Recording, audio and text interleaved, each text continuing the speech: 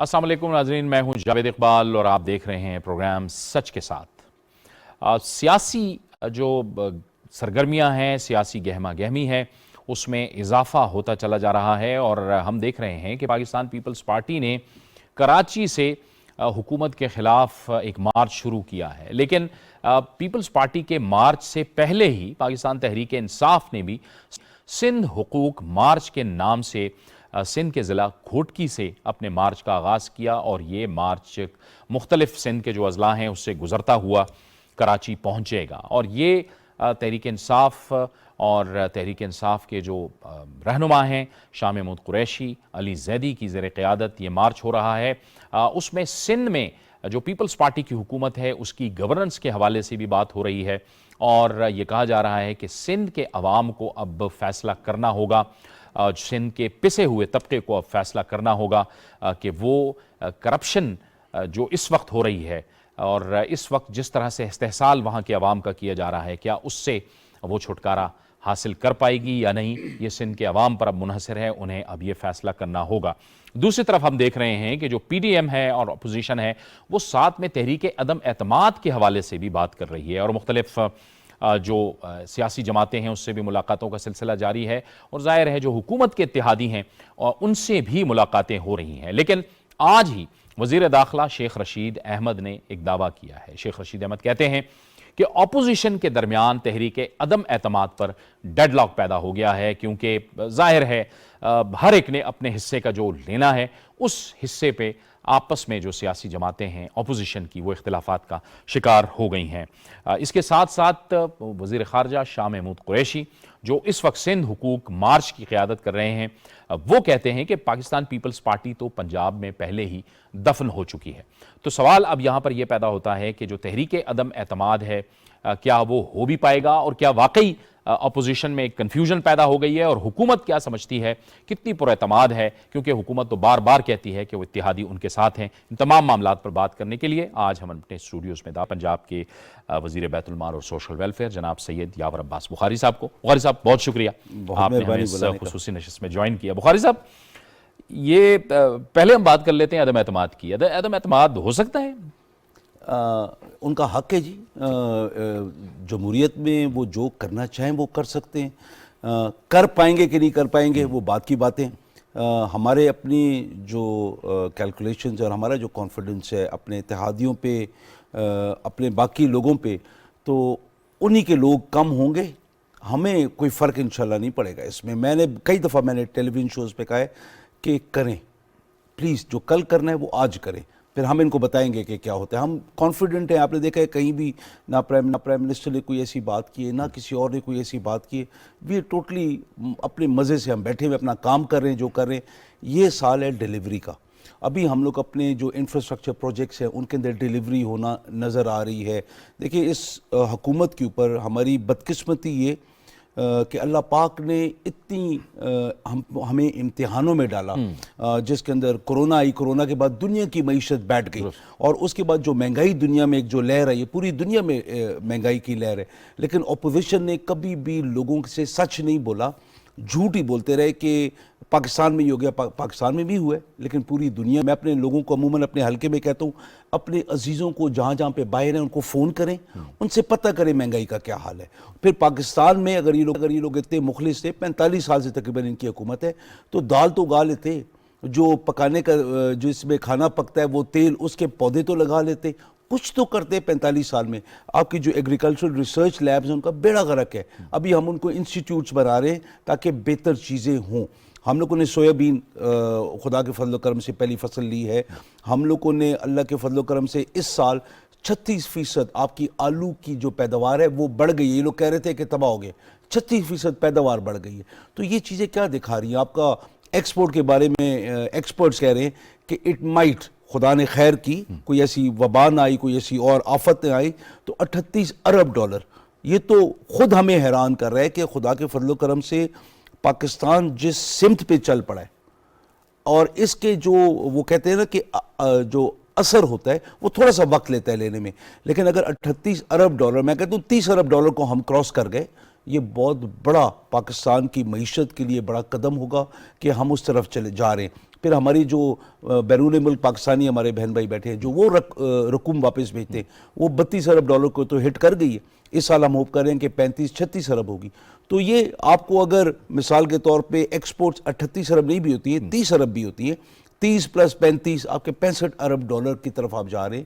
آپ کا ٹیورزم ملک کے اندر بڑھ گیا ہے, آپ کی باقی بزنسز بڑھی ہیں, آپ کا ٹیکس جو کلیکشن ہے ہم امید کریں اس سال انشاءاللہ تعالی 6000 ارب کی ہوگی, جبکہ نون جب چھوڑ کے گئی تھی وہ 28 یا 2900 ارب تھے, ہم 6000 ارب. یہ چیزیں بتا رہی ہیں کہ ایکٹیویٹی ہے.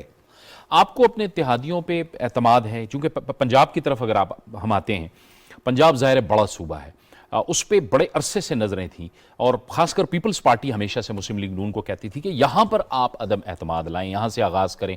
اب بھی شاید یہ بات ہو رہی ہے کہ یہاں سے آپ آغاز کریں. وہاں پر پی ایم ایل کیو ہے, پی ایم ایل کیو کے ساتھ انہوں نے ملاقاتیں کی, چودھری صاحبان کے ساتھ ملاقاتیں کی. آپ کو کیا اعتماد ہے کہ آپ کے اتحادی کیوں آپ کے ساتھ کھڑے ہیں؟ کیا ان کے پاس حکومت کے ساتھ رہتے ہوئے ڈیلیور کرنے کا موقع ہے, ایک ایسے ایجنڈے کا جو آپ نے پاکستان کے عوام کو دیا, جس کی بنیاد پہ آپ پاکستان میں آئے کہ کرپشن کو ختم کریں گے, جنہوں نے پاکستان کا پیسہ لوٹا وہ پیسہ ہم ان سے واپس لیں گے. اس ایجنڈے کے ساتھ کھڑا ہونا ان کے لیے زیادہ ضروری ہے, یا پھر اپوزیشن اگر ان کو کوئی اور ان کے سامنے چیزیں رکھتی ہے؟ کیا خیال ہے آپ کا؟ دیکھیں چودھری صاحبان جو ہیں وہ بڑے رواداری کا ثبوت دے رہے ہیں ہر جگہ پہ, بڑے میچورڈ پولیٹیشنز ہیں. یہ وہ پولیٹیشنز ہیں, آپ پنجاب اسمبلی میں میں بیٹھا ہوتا ہوں, جس طریقے سے وہ اسمبلی کو چلاتے ہیں کئی دفعہ وہ کمال ہوتا ہے کہ اپوزیشن صرف تو نہیں ہوتی ہے کہ آپ کا سیشن جو ہوتا ہے اس کے اندر صرف شور اور غل ہو اور اس کے علاوہ کچھ نہ ہو, اور یہ اردو والا غل ہے. تو اور دوسرا جو مسئلہ ہے شور و غل جس کو کہتے ہیں, بالکل تو اس کہتے ہیں, اور وہ جو دوسرا مسئلہ ہے کہ ان کا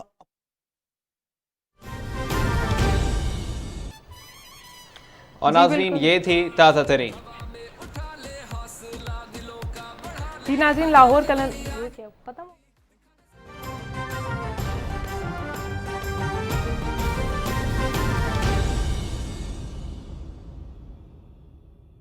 نہیں کر سکتی, وہ وقت لگے گا.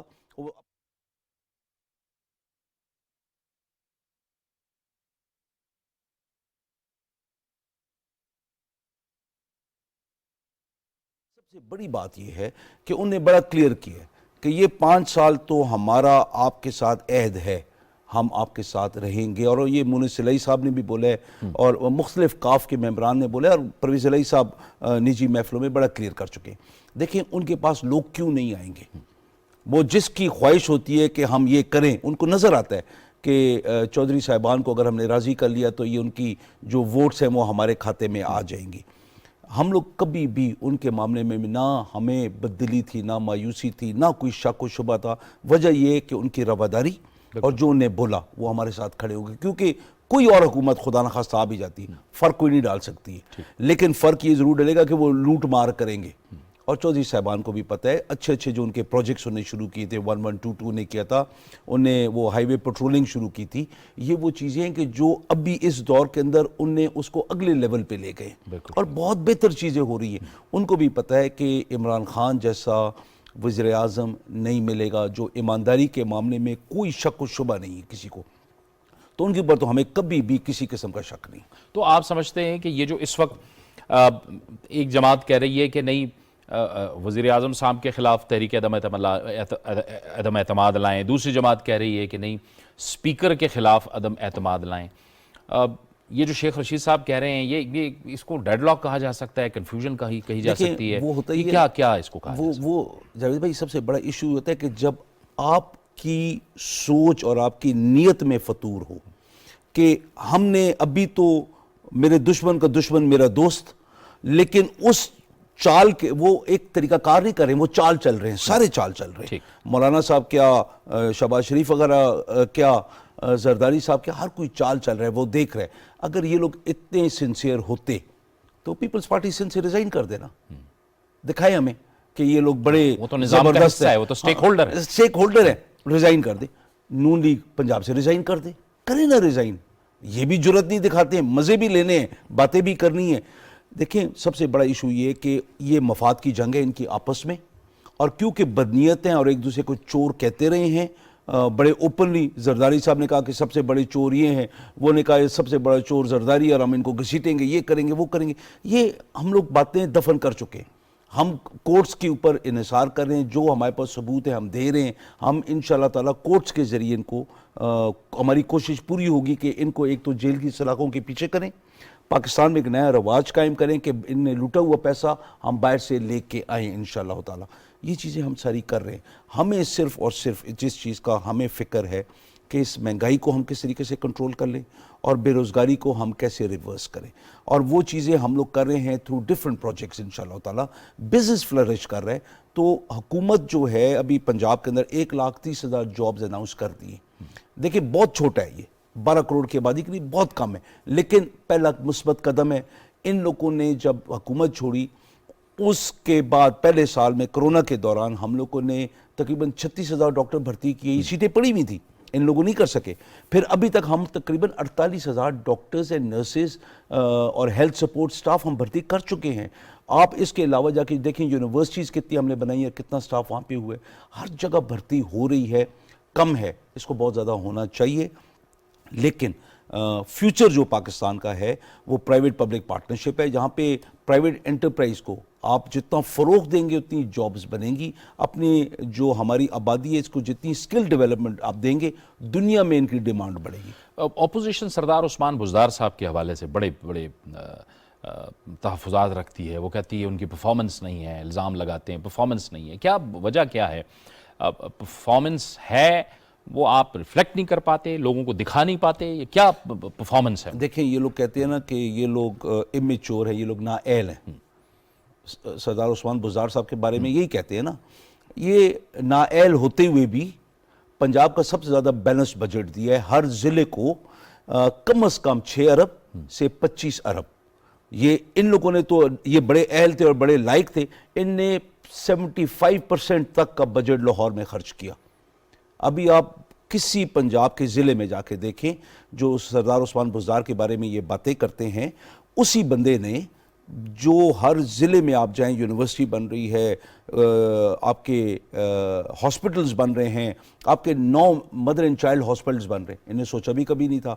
हमारे निश्तर 2 कब निश्तर बना था? अभी निश्तर 2 1000 बेड का, आपका शेख जायद हॉस्पिटल, आपका 600 बेड का mother and child hospital Lahore के अंदर, आपका मेयो सर्जिकल टावर, मतलब आप चीज़ें देखें जो हो रही हैं। फिर रोड से क्या आप लाहौर में चले जाएं, अंडर पासेस रिकॉर्ड टाइम में बन रही हैं। अभी हम लोग जो नया प्रोजेक्ट लेके आ रहे हैं, आपका जो ओवरहेड रोड है जो गुलबर्ग से उठेगी बुलेवार्ड से और जाके कनेक्ट करेगी आपके मोटरवे को, ताकि ट्रैफिक ईज हो। ये सारी वो चीज़ें हैं कि जो उस्मान बुज़दार की हुकूमत में वो कप्तान हैं जिस हुकूमत के, जिस टीम के, ये वो डिलीवर कर रहे हैं। और उसके अलावा अगर आप जाके लाहौर के अंदर देखें, मैं आपको छोटी बात बताता हूँ कि 4500 रुपये फी टन ये लोग गंदगी उठवाते थे, हम लोग उसको 1250 रुपये पे ले आए हैं। और गंदगी की जो मशीनरी, उठाने की मशीनरी है, वो सारी अपनी हो गई है, उनकी नहीं है। जिस तरीके से इन्हें कॉन्ट्रैक्ट्स किए थे, आप मतलब अल्लाह ही माफ़ करे, इन लोगों ने परवाह ही नहीं कि वो आ कहाँ से रहे।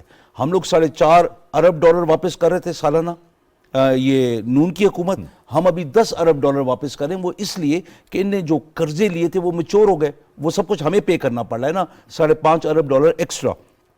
और अगले साल से ये जो ऑरेंज ट्रेन की इतनी बातें करते हैं, कर्जा लिया 265 अरब रुपया, और अगले साल से हम 30 अरब रुपया हमें उसकी किस्त वापस करनी पड़ेगी।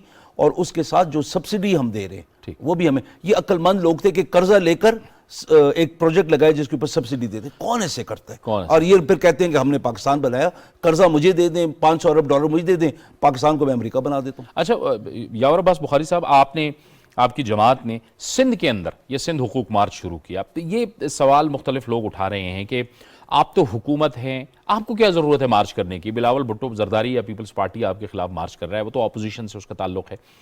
वहाँ पे जो आप मार्च कर रहे हैं उसके क्या क्या मकासद हैं और क्या आप अपने मकासद हासिल कर सकते हैं उससे? देखें, ये तकरीबन 1971 से पीपल्स पार्टी मुसल्लत है सिंध के ऊपर, और जिस किस्म का लोगों को ये डरा के ने रखा हुआ है, गैर यकीनी का एक जो वहाँ पे माहौल है, कोई वडेरा जो सारे अभी तो People's Party के 13.5 साथ साल है। हो गए हैं कि 13.5 साल से उनकी लगातार हुकूमत है वहाँ ना, पे, लगातार। वरना 1971 से आ रहे हैं जो तरीकाकार इनका था। क्योंकि मैं खुद कराची में पैदा हूँ, बड़ा मैं कराची में हूँ और मैं सिंध को जानता हूँ। वहाँ पे इनकी हालत ये है कि गरीब बंदा सर नहीं उठा सकता। वहाँ पे इन लोगों की मोबाइल हॉस्पिटल वो जो ट्रेलर्स थे वो शर्जील मेमन जैसे ने अपने जानवरों के इस्तेमाल के लिए रखे हुए थे, लेकिन गरीब तक नहीं पहुँचा। अभी इन्हें काम ज़रूर शुरू किया है, दिखावे के लिए ज़रूर किए, लेकिन कोई काम पता करें, अद्दी, जरदारी, फलां फ्लू, अरबपति ये लोग हो गए, खरबपति हो गए। कहाँ से हुए? हम लोगों को सिर्फ एक अवेयरनेस कैंपेन है, लोगों को बताने जा रहे हैं कि देखो खुदा का वास्ता है, अपने हकूक़ के लिए जब तक खुद खड़े नहीं होगे और पिसोगे, जितने गरीब हो और गरीब तर होगे, तुम्हारे हकूक़, तुम्हारी दौलत, हिस्से की, तुम्हारे जो कुछ भी है, ये गस्ब करके इन लोगों ने चाहे दुबई में, चाहे अमेरिका में, चाहे फ्रांस में, चाहे बरतानिया में, जहाँ पे, ऑस्ट्रेलिया में, इनके खरबों की ज़मीनें और महल्लात हैं। हमसे भी बता रहे हैं कि खुदा का वास्ता है, जब तक अवाम खुद नहीं उठेगी तो इनसे आज़ादी नहीं मिलेगी। इनको किसी को भी वोट दे दे, लेकिन कम से कम इनको तो ना देना कि जिनको एक सन 1971 से ये देख रहे हैं, अभी ये आपने जैसे कहा 13 लगातार साल से ये देख रहे हैं इनको कि इन्हें किया क्या। आप कराची तो साफ कर नहीं सके, अभी MQM रोती है उनके हकूक़ उनको देने के ना देने के चक्कर में पूरा सिस्टम चेंज कर दिया। अभी MQM वहाँ की नुमाइंदा जमात है। अल्ताफ़ हुसैन जो था वो एक अलग चीज़ थी, वो एक उसको खुदा के फजलो करम से अल्लाह पाक ने इस पाकिस्तान की सियासत से निकाल दिया।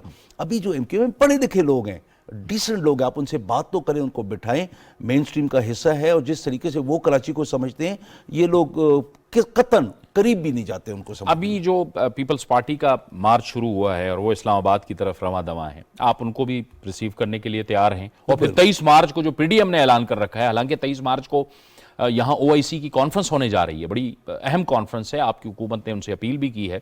शेख रशीद साहब भी कहते हैं कि आप अपने इस मार्च को मुअख्खर करें, लेकिन वो कहते हैं नहीं, हमने करना है। तो आप तैयार हैं उनके लिए? बिल्कुल, अल्हम्दुलिल्लाह। देखें, जब तक जो उनके जगह बताई गई कि यहाँ तक आप आ सकते हैं, वहाँ तक रहेंगे तो बिल्कुल अपना जो बोलना है बोलें, उससे आगे बढ़ेंगे तो फिर अपने हर चीज़ के खुद जिम्मेदार हैं। देखिए, अभी इनका मकसद क्या है कि इन लोगों ने OIC की कॉन्फ्रेंस को गंदा करना, क्योंकि रूस का जो दौरा था प्राइम मिनिस्टर साहब का, जितना कामयाब दौरा है, आज व्लादिमीर पुतिन ने जो तारीफ़ की है इमरान खान साहब की, प्राइम मिनिस्टर साहब की, मतलब वो इतना बड़ा लीडर, वो आज तक किसी प्राइम मिनिस्टर की कोई तारीफ़ हमने नहीं सुनी। और मौजूदा हालात में फिर ऑयल पाइपलाइन की और गैस पाइपलाइन की जो डील साइन होने जा रही है, आपकी LNG जो इन लोगों ने सौदे किए थे, मैं आपको हकीकतें बताऊं इनकी कि इनके जो मेन बंदे हैं वो $3.2 मिलियन एक एक शिपमेंट पे कमा रहे हैं। तो कैसे पाकिस्तान के अंदर से गैस निकले, कैसे सस्ती गैस रूस से आए, कैसे सस्ती गैस ईरान से आए? क्योंकि इन लोगों के वेस्टेड इंटरेस्ट हैं। हम लोग बिल्कुल तैयार हैं इनके लिए। सिर्फ ये है कि कानून को इन्हें अपने हाथ में लिया, OIC की कॉन्फ्रेंस को इन्हें सेबोटाज करने की कोशिश की। तो मैं ईमानदारी से बिल्कुल खुल के बता रहा हूँ, इनके ऊपर बहुत सख्त एक्शन होगा। ना इस मुल्क की पुलिस बर्दाश्त करेगी, ना कोई और सिक्योरिटी का इदारा बर्दाश्त करेगा कि इस मुल्क को इस टाइम पे डिरेल किया जाए, जबकि दुनिया की में तबाही हो रही है। और पाकिस्तान की जो मईशत है, हम लोग तो कहते थे 3.94%, दुनिया ने कहा है 4.7%, और अभी 5% से ऊपर का कह रहे हैं। हम लोगों को मुल्क को बड़ा मुश्किल से हमने इस तरफ लेके आए हैं। इन लोगों ने कुछ गलत कोशिश की, उसका खमियाजा ये भुगतेंगे और जवाबदेह खुद होंगे और जिम्मेदार भी खुद होंगे। और आखिर में कि ये जो अदम एतमाद की ये बातें कर रहे हैं, आप क्या समझते हैं कि इसका भी वही हल होगा जो सादिक संजरानी साहब के खिलाफ जो तहरीक अदम एतमाद, दुआ करें उससे बुरा ना आए, दुआ करें उससे बुरा ना हो। या फिर यूसुफ रजा गिलानी साहब वाले मामले में हो गया था कि आपस में मुस्लिम लीग नून और पीपल्स पार्टी के दरमियान वोट इधर उधर हो गए और यूसुफ रजा गिलानी साहब बन गए। देखें, ये लोग श्योर नहीं है अभी तक क्या इनके साथ हो रहा है, क्योंकि ये हर किसी को फोने कर रहे हैं, किसी को नहीं छोड़ने कोशिश करें। कोई किसी लेवल पे पैसे के चक्कर में, किसी ओहदे के चक्कर में, टिकट के चक्कर में, किसी आइंदा की वजारत के चक्कर में ही आए। देखें, अब भी वक्त है कि बंदा अपने लीडर के साथ खड़ा हो, छाती निकाल के खड़ा हो और बोले मेरा ये फलसफा है और मैं हूँगा।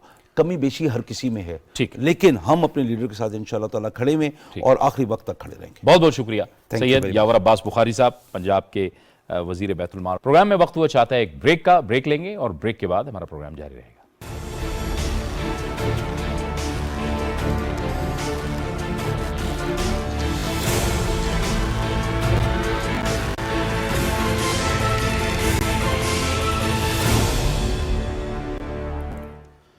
بریک کے بعد ایک بار پھر آپ کو خوش آمدید کہتے ہیں، اور اب ہم بات کریں گے روس اور یوکرین کے درمیان جو ہونے والی جنگ ہے۔ روس اب اطلاعات کے مطابق یوکرین کے دوسرے بڑے شہر خارکیف میں اس کی جو افواج ہیں وہ داخل ہو گئی ہیں، اور وہاں سے جو اطلاعات آ رہی ہیں وہ یقینی طور پر تشویشناک ہیں۔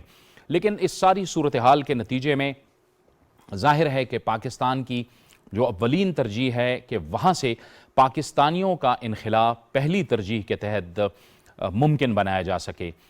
ظاہر ہے یوکرین کے اندر بہت سے پاکستانی طلبہ اور طالبات بھی موجود ہیں، ان کی طرف سے بھی مختلف جو اطلاعات آ رہی ہیں اس میں گلے شکوے بھی آ رہے ہیں کہ انہیں سفر کرنے میں اور پولینڈ کے بارڈر کی طرف جانے میں بھی مشکلات کا سامنا ہے۔ لیکن دوسری طرف سے اطلاعات یہ آ رہی ہیں کہ وہاں پر پاکستانی سفارت خانہ متحرک ہے، اور وہ ان طلبہ و طالبات کو اور دیگر پاکستانیوں کو ان کے انخلا کے لیے جو بھی دستیاب وسائل ہیں، جو دستیاب سہولتیں ہیں، اس کے تحت بھرپور طریقے سے کوشش کر رہا ہے کہ ان کے انخلا کو مکمل کیا جا سکے۔ یقینی طور پر جو پولینڈ کا بارڈر ہے اس پہ بہت زیادہ رش ہے، اور اس کے بارے میں اطلاعات یہ آ رہی ہیں کہ کئی کلومیٹرز تک طویل قطاریں بن چکی ہیں لوگوں کی اس بارڈر کو کراس کرنے کے لیے۔ تاہم پاکستان کے لیے ظاہر ہے اور پاکستانی سفارت خانے کے لیے یہ ایک اولین ترجیح ہے کہ وہاں سے پاکستانیوں کے انخلا کو ممکن بنایا جا سکے۔ کوشش کی جائے کہ جو پڑوسی ممالک ہیں ان تک ان پاکستانیوں کو پہنچایا جائے، اور پھر وہاں سے ظاہر ہے کہ مختلف ایئر لائنز کے ذریعے سے یا پاکستان کی جو انٹرنیشنل ایئر لائنز ہے اس کے ذریعے سے انہیں واپس پاکستان لایا جائے۔ اس پر بھرپور طریقے سے حکومت پاکستان کی توجہ ہے، اور وزارت خارجہ بھی اس چیز کو دیکھ رہی ہے، لیکن ظاہر ہے کہ اس جنگی صورتحال ہاں پر جو پاکستانی سفارت خانہ ہے وہ متحرک ہے۔ کس قسم کے اقدامات ہو رہے ہیں، اسی پر بات کرنے کے لیے ہم نے رابطہ کیا ہے یوکرین میں پاکستان کے سفیر جناب نوئل آئی کھوکھر سے۔ بہت بہت شکریہ نوئل صاحب، آپ نے ہمیں اس خصوصی نشست میں جوائن کیا۔ آپ بتائیے کیا صورتحال ہے اب؟ ظاہر ہے یوکرین میں جو طلبہ و طالبات پڑھ رہے تھے ان کی مختلف ویڈیوز آ رہی ہیں، وہ گلے شکوے تو کر ہی رہے ہیں کہ ہمیں مشکلات کا سامنا ہے، ہمیں بعض بسوں میں سوار کیا گیا، ان بسوں نے ہمیں بارڈر سے بہت دور اتار دیا، اور اب ظاہر ہے ہمارے لیے ناممکن ہے کہ ہم پولینڈ کے بارڈر تک پہنچیں۔ تو ایک تو یہ بتائیے کہ کیا مجموعی صورتحال ہے؟ ظاہر ہے دیگر پاکستانی بھی وہاں پر موجود ہیں، طلبہ کا ظاہر ہے پینک ہونا ایک قدرتی امر ہے، کیونکہ ظاہر ہے طلبہ و طالبات نے جو اسٹوڈنٹس ہوتے ہیں انہوں نے جنگیں تو نہیں دیکھی ہوتی، لیکن یہ بھی ایک اہم صورتحال ہے، اس بارے میں بھی بتائیے۔ اور کیا یہ بتائیے کہ جو پڑوسی ممالک ہیں یوکرین کے، ان کے ساتھ بھی آپ رابطے میں ہیں جہاں آپ چاہیں گے کہ انخلا کا عمل ہو وہاں پر پاکستانیوں کا؟ یوکرین میں پاکستانی طالب علم 3000 کے لگ بھگ تھے۔ زیادہ تر طالب علم ملک چھوڑ کے چلے گئے تھے ہماری ایڈوائس کے اوپر۔ جو باقی ماندہ 700-800 طالب علم رہ گئے تھے ان کو ہم ایویکویٹ کر رہے ہیں۔ ہم نے 4 ہمسایہ ممالک کے ساتھ کوارڈینیشن کی تھی، جس میں پولینڈ، ہنگری، رومانیہ شامل ہیں۔ لیکن چونکہ سارے لوگ زیادہ تر پریفر کر رہے ہیں پولینڈ جانے کے لیے، تو پولینڈ بارڈر کے اوپر ان کی کیپیسٹی سے بڑھ کر لوگ آ گئے ہیں وہاں پہ، اور نہ صرف پاکستانی بلکہ یوکرینین اور باقی نیشنلٹیز کے لوگ بھی بہت مشکلات کا سامنا کر رہے ہیں۔ 5,000 ہزار ایک پوسٹ کے اوپر لوگ کھڑے ہیں ٹو گیٹ آؤٹ۔ اس میں ایسی صداقت نہیں ہے کہ ہم نے اتارا ہے ان کو، کسی نے۔ ان کو بسز دی جاتی ہیں فرام لویو ریسیپشن سینٹر، جا کے ان کو بارڈر پوائنٹ تک چھوڑیں، لیکن جو 30-40 کلومیٹر لمبی کیو ہے، اس کیو کی وجہ سے یہ بسز بہت سلو ہو جاتی ہیں، اور بچے فرسٹریشن کا شکار ہونا شروع ہو جاتے ہیں، اور یہ سمجھتے ہیں کہ دور نہیں ہے تو ہم پیدل کیوں نہ چل پڑیں، اور یہ پیدل چل پڑتے ہیں، اور اس کے بعد then they are expose to the elements, جس کی وجہ سے یہ ساری پریشانیاں آپ دیکھتے ہیں، جو اپنے اوپر ہی خود طاری کر لیتے ہیں، اور پھر کہتے ہیں کہ ایمبیسی نے آپ کا ساتھ نہیں دیا۔ ایسی بات نہیں ہے، ایمبیسی نے سیف پیسج دیا ہے، پورے ملک میں 12-100 کلومیٹر سے لوگوں کو لے کر آئے ہیں یہاں تک لویو بارڈر زون تک، جو سیف ایریا ہے، اور پاکستانی تمام طالب علم اور کمیونٹی کے لوگ محفوظ ہیں۔ اب تک ہم نے تقریباً 85% کمپلیٹ کر لی ہے اپنی ایویکویشن۔ اگلے 2-3 دنوں میں انشاءاللہ یہ بھی کمپلیٹ کر لیں گے۔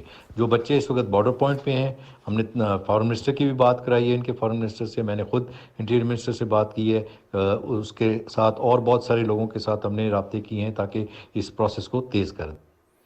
اچھا، یہ نوئل صاحب ظاہر ہے کہ وہاں سے جو اطلاعات آ رہی ہیں وہ تشویشناک صورتحال ہے یوکرین کے اندر. کمیونیکیشن کے جو ذرائع تھے وہ بھی ظاہر ڈسٹرب ہوئے, اور پھر یہ بھی اطلاعات آئیں کہ سائبر اٹیک بھی ہوا جس کی وجہ سے وہاں کا جو بینکنگ سسٹم تھا وہ بھی ڈاؤن ہوا. اس کے نتیجے میں ظاہر ہے کہ جو طلباء و طالبات تھے یا جو دیگر پاکستانی تھے ان کو پیسے نکالنے میں یا ظاہر ہے مالی طور پہ جو پیسے ان کے پاس ہونے چاہیے تھے وہ نہیں ہو سکے, ان کو مشکلات کا سامنا کرنا پڑا. تو ظاہر ہے لاجسٹیکل سپورٹ تو آپ دے رہے ہیں, لیکن ظاہر ہے اس پورے سفر کے دوران ان کے خوراک کا بندوبست کرنا, ان کے لیے جو ضرورت کے مطابق پیسے ہیں ان کا بندوبست کرنا, یہ بھی سفارت خانہ کر رہا ہے. اس سلسلے میں بتائیے کہ کیا انتظامات کیے جا رہے ہیں؟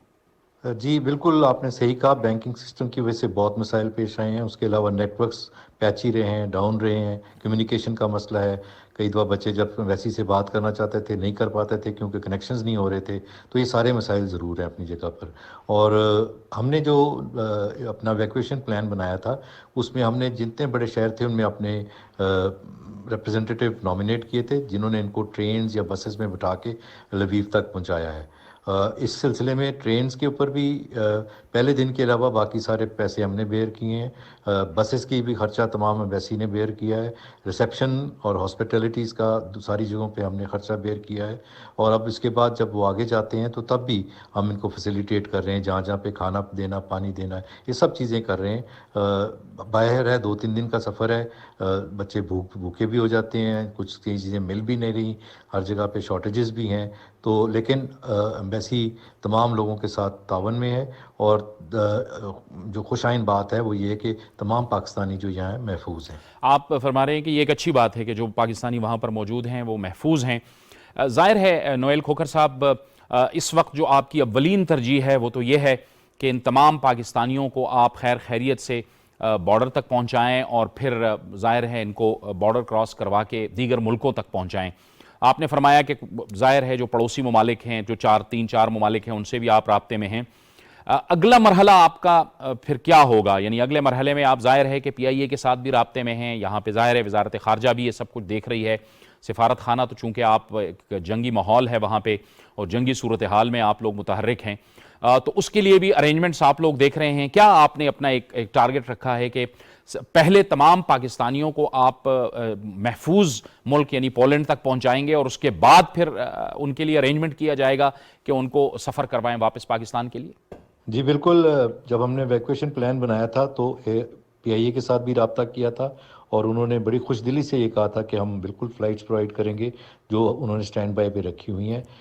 جس طرح ہی یہ تعداد پوری ہوتی ہے پولینڈ کے اندر تو ہم ان پہ وہاں پہ جو سفیر ہیں وہ ضرور بلا لیں گے ایئر کرافٹ کو جو سٹینڈ بائی پہ ہے تاکہ ان کو واپس ریلوکیٹ کیا جا سکے. ہم نے تمام ہمسایہ ممالک کے ساتھ کوارڈینیشن کی تھی جس میں رومانیہ بھی شامل ہے, جس میں ہنگری بھی, سلوواکیہ بھی اور پولینڈ, تاکہ اگر کہیں اسٹوڈنٹ اپنی پریفرنس کے مطابق جدھر جانا چاہتے ہیں اس کو ادھر ان کو بھیج دیا جا سکے. اس لیے ہم نے اپنے آپ کو پوزیشن بھی ایسے ہی کیا تھا, جو ٹیمپریری آفس بنایا تھا ترنوپل میں, تاکہ سب طرف ہم ان کو فیسیلیٹیٹ کر سکیں. اس وقت چونکہ بلک اس وقت سارے پولینڈ جانا چاہتے ہیں تو اس لیے یہاں پہ رش زیادہ ہو گیا, لیکن جس طرح ہی یہ نمبر کمپلیٹ ہوگا پولینڈ میں فلائٹ آئے گی اور ان کو ضرور لے کے جائے گی, جس کی کوارڈینیشن پولینڈ کے ایمبیسڈر کر رہے ہیں. بہت بہت شکریہ نویل آئی کھوکھر صاحب. یوکرین میں پاکستان کے سفیر ہمیں وہاں پر تازہ ترین صورتحال بتا رہے تھے کہ وہاں پر پاکستانیوں کے انخلا کے حوالے سے کیا انتظامات اور کیا اقدامات کیے جا رہے ہیں.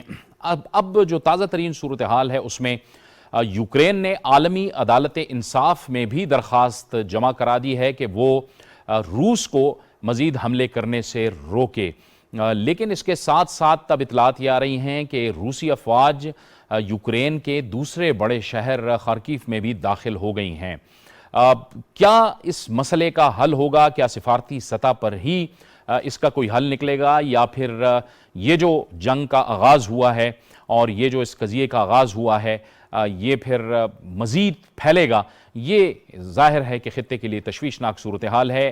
اسی پر بات کرنے کے لیے ہمیں ویڈیو لنک پر خصوصی طور پر جوائن کر رہے ہیں سابق سفیر جناب شاہد کیانی. شاہد کیانی صاحب بہت شکریہ, آپ نے ہمیں اس گفتگو میں جوائن کیا.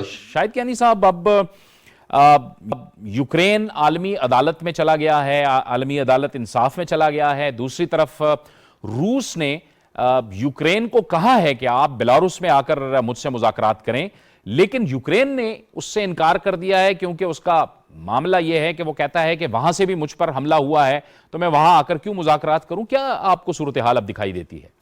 अभी मैंने जो लेटेस्ट जो मैं देख रहा हूं, मैंने 3-4 टीवी के चैनल देखे हैं। TRT है, अल जजीरा है, स्काई न्यूज़ है, BBC है, और फिर CGTN जो चाइनीज़ है। इनमें जो खबर आ रही वो ये है कि वो दोनों ममालिक जो हैं, रूस और यूक्रेन, तैयार हो गए हैं कि बेलारूस के वो जो बॉर्डर के ऊपर, जाहिर है वहाँ पर उनकी जो शुरू में जो ऑब्जेक्शंस थी, मेरी जहाँ तक to the best of my knowledge, वो तैयार हो गए हैं बात करने के लिए। वो जाहिर है उनकी जो ऑब्जेक्शंस थी वो काफ़ी, अगर आप देखा जाए तो उसमें काफ़ी जो ऑब्जेक्शन बता रहे थे, वो उसकी रीजन ये भी थी ना कि वहां से बेलारूस से जो फरवरी में जो रूसी फौजें वहां आई हुई थी, वहां से क्रॉस करके वहां चली गई हैं। उनका मतलब था कि अबेटमेंट है कि भाई बेलारूस भी हमारे खिलाफ ये जो इन्वेजन हुई उसमें मिला हुआ है। लेकिन अब वहां पर ये हो रहा है कि वो बातचीत कर रहे हैं, क्या एजेंडा होगा। असल इंपॉर्टेंट चीज ये है कि एजेंडा क्या होगा, कि वहां पर दोनों जो चले जाएंगे, 0 पॉइंट पर खड़े होंगे दोनों के बॉर्डर्स पर, क्या एजेंडा होगा। क्योंकि देखिए, अगर इस चीज को अगर आप एक तो ये है कि अगर आप सारी दुनिया की तरफ देखें, जितनी आवाम की है वो जंग से तंग पड़ी हुई है, फटीग्ड है, जैसे कहते हैं वॉर फटीग है, कोई जंग नहीं चाहता। अब देखिए, रूस की कई शहरों के अंदर, सेंट पीटर्सबर्ग में भी और मॉस्को में भी लोगों ने एहतजाज किया, बाहर निकले। ये वो नहीं, मैं नहीं समझता कि क्या वो यूक्रेन के साथ खड़े हैं इस मामले पे, नहीं, जंग नहीं चाहता कोई आवाम, इसलिए कि लोगों के मसाइल बिल्कुल मुख्तलिफ हैं। लेकिन पहले एक सादी मुश्किलात में लोग जो हैं अपने बीवी बच्चों को ख्याल करना चाहते हैं, तालीम, ये वो, ऊपर से कोविड ने जो जुल्म किया है 2 साल में, वो कोई इकॉनमी उससे बच नहीं सकी। तो अवाम जो है वो उनसे जंग लड़ने के लिए तैयार थे कि पता चला कि इनके साथ ये हो गया। मुझे एक चीज मैं आपको कहूं, मुझे जो हैरानगी सबसे बड़ी ये है कि मैं इसके पहले मैं बैकग्राउंड भी बताऊं, लेकिन मैं इससे पहले हैरान ये हूं कि इस वक्त अक़वाम मुत्तहिदा के सेक्रेटरी जनरल साहब ने 3-4 बड़े अपने जो एग्जेक्टिव्स हैं, जिसमें रेफ्यूजीज का है, इसका है, ह्यूमन राइट्स वालों का है, सबका है जी, इनको उन्होंने तैयार कर दिया है कि वो उनकी जी मदद करें सबकी। बिल्कुल ठीक है, लेकिन मुझे दुख इस बात का है कि सिक्योरिटी काउंसिल की मीटिंग भी हो रही है। मैं ये पूछना चाहता हूँ सेक्रेटरी जनरल साहब से कि जी आपका जो काम, जो यूनाइटेड नेशंस के अक़वाम मुत्तहिदा की बहुत सारे जो फंक्शंस हैं, उनमें मीडिएशन भी तो है। जब आपको पता था ये को आज से नहीं चल रहा, ये मामला ये कई महीनों से मामला चल रहा था, तो ये खुद क्यों नहीं गए? आपने मीडिएटर को किसी को सीनियर बंदे को लगाते, आज देखे ना, लगाने शुरू कर दिए हैं कि जी वो इसका यूक्रेन की मदद करने के लिए। भाई, आपने ये मामला आम आदमी को नजर आ रहा था, यूरोप में लोगों को नजर आ रहा था, क्यों नहीं गए आप? क्यों नहीं शटल डिप्लोमेसी की और आपने बात की दोनों मुल्कों के साथ की कि भाई कोई इसका हल निकले? देखिए, मसला तो कोई भी नहीं कह रहा कि रूस ने ठीक किया है, बिल्कुल नहीं, क्योंकि इसमें लोग मारे भी जा रहे हैं, वो छोटा सा मुल्क है। लेकिन साथ ये भी देखें कि 91 में जब ये सर्द जंग खत्म हुई और यूनिफिकेशन जर्मनी की हो रही थी, उस वक्त अमेरिका फौज अपनी रखना चाहता था जर्मनी में, तो रूस ने उस वक्त माना। उसके बाद ये भी तय हुआ आपस में कि जी कोई जो है, जो वो ईस्टर्न यूरोप के मुल्क जो सोवियत यूनियन के साए में थे, सेंट्रल एशिया, उनका ये कहा गया कि वहां पर नेटो की फौजें नहीं होंगी। ये एक एग्रीमेंट थी आपस में, ये बड़े ममालिक, 2 सुपरपावर के आपस में थी। लेकिन बाद में आप देखें कि ये लाए गए, आखिर तक यहाँ पर पहुंच गए। कोई जस्टिफिकेशन मैं नहीं कह रहा कि ये इसको रूस को है कि वो अंदर जाकर और कियानी साहब, जाहिर है कियानी साहब, फिर ये ज़ेलेंस्की ने भी, जो यूक्रेन के सदर हैं, उन्होंने भी इसका गिला किया कि मैंने जो नेटो के जो 27 सरबराहान हैं उनसे बात की टेलीफोन पर, किसी ने मुझे कोई जवाब ही नहीं दिया मदद करने के लिए, यानी उन्होंने मुझे इस नहज तक तो पहुंचा दिया, लेकिन जाहिर है न मेरी मदद हुई न मेरी बात सुनी गई, क्योंकि वो डरे और सहमे हुए हैं। क्योंकि जैसे आपने भी खुद फरमाया कि मौजूदा दौर में जंग मसाइल का तो हल ही नहीं है, तो उनके साथ तो ये हुआ कि ये क्या सूरत हाल थी कि यूरोप और नेटो ने यूक्रेन को इस नहज पे पहुंचाया, रूस ने हमला किया, क्या इससे मकासद हासिल हुए फिर? देखिए जी, हमारे अभी आप देखें कि हमारे वजीर खारजा शाह महमूद कुरैशी साहब ने और फॉरेन सेक्रेटरी सोहेल महमूद साहब ने, इन्होंने वजीर खारजा साहब ने तो यूक्रेन के वजीर खारजा से बात की आज, और फॉरेन सेक्रेटरी साहब यूक्रेन के सफीर को मिले। उनमें 2-3 चीजें बड़ी इंपॉर्टेंट चीजें कही हैं कि जी डी एस्केलेशन हो, कि जी ये जो जंग हो रही है इसको आप बिल्कुल इसको डी एस्केलेट करें, खत्म करें, और फिर साथ का डिप्लोमेसी इसका हल है और दूसरा कोई हल नहीं है। अब देखें, बात यह है कि असल जो जड़ है वो नेटो की फौज, नेटो का मेंबर बनने का, ये मैं अभी तक समझने से कासिर हूं कि ये नेटो का मेंबर बनना चाहता था। आज हालत देख लें कि नेटो की फौजें कहाँ हैं। फौजें आ भी जाती हैं तो क्या जंग लड़ेंगी रूसी फौज उसके साथ? हो ही नहीं सकता। तो ये एक ट्रैप में फंस गया है यूक्रेन। इसको चाहिए था, मैं देखें, मैं कोई नहीं, मैं एक डिप्लोमेसी प्रैक्टिशनर हूं। अब देखें कि फिनलैंड जो है उसने एक ऐसी पॉलिसी इख्तियार की, वो दरमियान में है, स्वीडन और वो उसके दरमियान के, रूस के दरमियान में है वो मुल्क है, कि वो एक डेवलप्ड सोसाइटी भी है, लेकिन वो किसी मुल्क की किसके साथ वो एक साइड नहीं लेता। तो क्या नेटो में मेंबर बनने का ठीक है, इंटरनेशनल लॉ आपको इजाजत देता है, अब एक सॉवरेन मुल्क हैं, लेकिन प्रैक्टिकलिटी भी देखते हैं कि जरूरत क्या थी नेटो का मेंबर बनने की। मुझे तो अभी तक ये समझ से मैं बाहर हूँ, कौन सा आपको फायदा पहुंचा। यूरोपियन यूनियन का मेंबर बनना एक अलग चीज है, वो इक्तिसादी एक ग्रुप है, बिल्कुल से उसको फायदा हो सकता है, और उस पर मेरे ख्याल है कि रूस जो है उस पर कोई ऑब्जेक्शन भी नहीं करेगा। लेकिन यहाँ पर ये अब इसका हल क्या निकलेगा, ये बहुत ही मुश्किल है। देखिए, एक रूस वाले जो ये रशियन अपना जो सदर हैं पुतिन हैं, इनसे पहले लीडर्स भी, वो यूक्रेन को अपना हिस्सा समझते रहे, अरसा दराज सदियों से वो उसका रहा। 23 साल से ये एक इंडिपेंडेंट मुल्क है, तो और यूनाइटेड नेशन का मेंबर भी है। अब इसका हल क्या निकलेगा, कौन पड़ेगा बीच में? अब देखें, वो अपने फ्रेंच सदर साहब चक्कर लगा कर कहीं गए, वापस चले गए, कुछ नहीं हुआ। उसकी वजह यही थी कि वो नेटो के मेंबर खुद हैं फ्रेंच, तो न्यूट्रलिटी नहीं आती। यहाँ पर सेक्रेटरी जनरल यूनाइटेड नेशंस को आना पड़ेगा और कोई हल निकालना पड़ेगा। अभी वैसे तो बॉर्डर के ऊपर ये बातचीत करेंगे, असल चीज एजेंडा की है कि एजेंडा क्या होगा। अगर एजेंडा में फर्ज करें, ये कहते हैं सदर इनके जो मेंबर अपने जो यूक्रेनियन वो हैं, कहते कि जी हम नेटो के मेंबर बनने के लिए तैयार नहीं हैं, अब अपनी फौजें हटा दें, फिर कोई इसका गारंटर होगा, कोई एग्रीमेंट साइन की जाएगी, जो बेशक मैं समझता हूं कि वो कोई इंसाफ पे मबनी नहीं होगी, क्योंकि वो एक खुद मुख्तार मुल्क है। लेकिन इसका हल प्रैक्टिकल हल ये है। लेकिन साथ एक और भी है कि ये जो इस वजह से जो सिविलियंस मारे गए और जो अंदर ये रूसी फौजें अंदर गई और आपस में हुआ, उसमें वो जो आपस में जो वो एक बुग्ज था ना, वो बढ़ जाएगा। और ये जो चीज है ये कोई, और फिर जो इतना पूरा यूरोपियन मुल्क हैं और अमेरिका एक साथ खड़ा हो गया है और ये इधर खड़े हो गए हैं, कोई ग्लोबल अमन के लिए कोई अच्छी चीज नहीं है ये। अच्छा, इसमें आप समझते हैं कियानी साहब के कुछ सेन वॉइसेस भी मौजूद हैं यूरोप के अंदर, जैसे फ्रांस और इटली ने कहा कि डिप्लोमेटिकली इस मामले को हल करना चाहिए। जर्मनी ने रेजिस्ट किया ईयू की उन सैंक्शंस को जिसमें वो चाहते हैं कि जो आलमी मालियाती निज़ाम है या तिजारती निज़ाम है, बैंकिंग सिस्टम है, उसमें से उनको डिस्कनेक्ट किया जाए रूस को। तो आप समझते हैं कि कुछ सेन वॉइसेस भी हैं? बिल्कुल है, मैंने आपको बताया। देखें, वो पुरानी डेमोक्रेसीज हैं, वो जंगों को जानती हैं। देखें, ये जर्मनी पहली जंग अजीम, दूसरे जंग अजीम में गुजरी है और उन्होंने बड़ा नुकसान उठाया है, और इस वजह से वो किसी सूरत नहीं चाहेंगे कि एक और जंग हो जाए। वो मजबूरन अभी अमेरिका के प्रेशर के ऊपर वो कह रहे हैं कि हम हथियार भिजवा रहे हैं यूक्रेन के साथ। सबसे बड़ा मसला ये है कि यूक्रेन के हथियारों को करेगा क्या? अगर इतनी बड़ी फौज के साथ उसकी जंग लड़नी, ठीक है, वो रेजिस्ट कर रही है, अगर आप देखें, तस्वीरें देखें, वीडियो में दिखा रहे हैं, लेकिन कब तक लड़ेगी जंग? तो इसका हल ही नहीं है। और वो कहते हैं सैंक्शन लगाएंगे।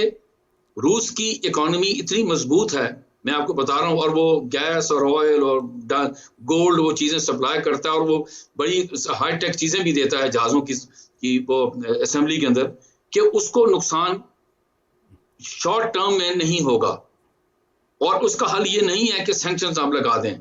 ٹھیک ہے اس نے یہ ایک انویژن جو کی ہے یوکرین کی وہ ٹھیک نہیں ہے، کہ کوئی بھی دنیا کا قانون اجازت نہیں دیتا کہ اس ملک میں چلا جاتا، لیکن ساتھ یہ بھی تو دیکھیں کہ اگر وہ یہ اپیل کرتا رہا، بتاتا رہا، کئی دفعہ وہ جو دیکھیں نا 2 دفعہ ٹیلی فون کے اوپر بات چیت کر چکے ہیں صدر بائیڈن اور صدر پوٹن، آخر اس کی ان میں یہ جو چیزیں ہوں گی ضرور صدر پوٹن نے کہا ہوگا کہ بھئی آپ نے نیٹو فوجیں یہاں تک لے آئیں بارڈر تک، مہربانی کریں ان کو دور رکھیں.